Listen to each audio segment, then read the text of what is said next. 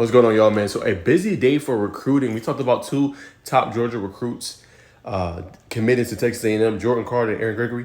We just had breaking news, officially, CJY decommits from Florida State.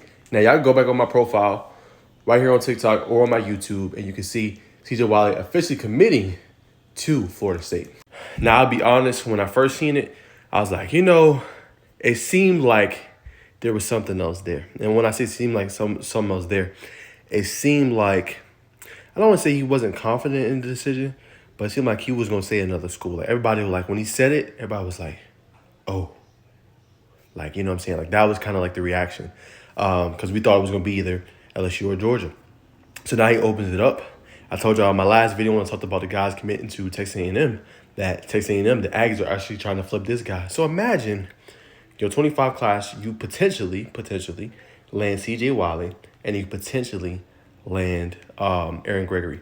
That's big time. Now, I'm not saying he's going to go there. I think Georgia's in the thick of this one. And you should. Georgia's not had this type of prototype of a receiver in a long time. 6'4", runs track, runs a sub-11, real fast, big-time yak guy, can win the 50-50 ball, can multiple defenders. Last year had over 1,000 yards receiving, led the entire state of Georgia in receiving yards. The kid is a stud. Like, he was one of the main reasons why Milton won that championship last year. Now, obviously, that defense is great. A.J. Ben, Hayden Tumania. They got a lot of dogs on defense. Dylan Lewis, Tyler Redmond, both Tennessee commits. But the key was this guy was established as the number one. Even when they had DeBron Gatlin, who was at South Carolina. And when he became that number one, they were a tough monster to stop. Couple that with a good running game and then his ability on the football field, it was over for them. So, I mean, it's going to be big. I'm curious to see now, obviously. Hayes Fawcett got the game on lock. You got to give respect to the GOAT. You got to give respect to one of the top guys in the industry.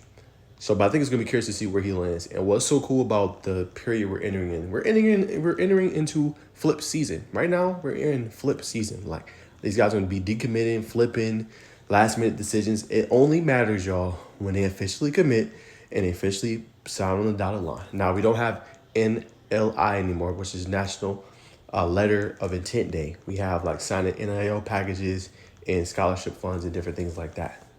So when he does officially make his decision, it's going to be interesting to see where he lands. Now, I probably won't be into December when he officially commits or officially signs on the dotted line, which really matters. I think it's going to be an interesting recruitment to watch. The key is going to be what campuses does he visit over the next few weeks. Regular season is winding down in NCAA football or NCAA college football. What schools, what games will CJ Wiley be at? That should be where your eyes are. He's already visited Georgia earlier this year. I'm sure he liked the visit with his pops, Chuck Wiley, who was obviously a great at LSU, had a really good career. Be interesting to see, will he stay with his alma mater that his pops went to and his moms went to at LSU? Or will he go to another school? Will it be a Georgia? You know what I'm saying? Will it be a Texas A&M? Or will it be a dark horse contender that comes out of nowhere and gets the commitment of Wiley? This is going to be one to watch. And I'm going to have full reports, full details. We'll see what he does. I don't know. Last time he had something at Milton as far as his commitment, but maybe he might do something more low-key after that happened. We're going to find out. And I think the key thing, too, I didn't mention as well was when he said he's committed, he said he was still open at other colleges. You know what I'm saying? That's another thing to note. Usually when a kid commits to a school, they shutting down the rest of the stuff. They're shutting down the rest of the colleges for the most part, right? They're going to lock in onto that school. Now you have other cases like Juju Lewis, who's still visiting Colorado, Indiana, yada, yada. But usually they shut it down. They don't say, hey, my recruiting is still open. It's usually like, I'm 1,000% committed. This is where I'm going until they decide to flip. So it's going to be a fun one to watch. Kid is great. I like him. He's one of those, soft-toned, disciplined, humble, to himself type of kids. Like, there's not a lot you can do to open him up. He's very quiet. But you want that. He's a silent killer. That's what I call him. That's my name for him. That's what I'm going to start calling him going forward. Silent killer. You know what I'm saying? That's how good CJ is, man. So it's exciting. I've interviewed him personally a few times, guys. Actually, I invited him. I invited Luke Nickel out for the Mystery Georgia watch list in Georgia. I've been to his commitment.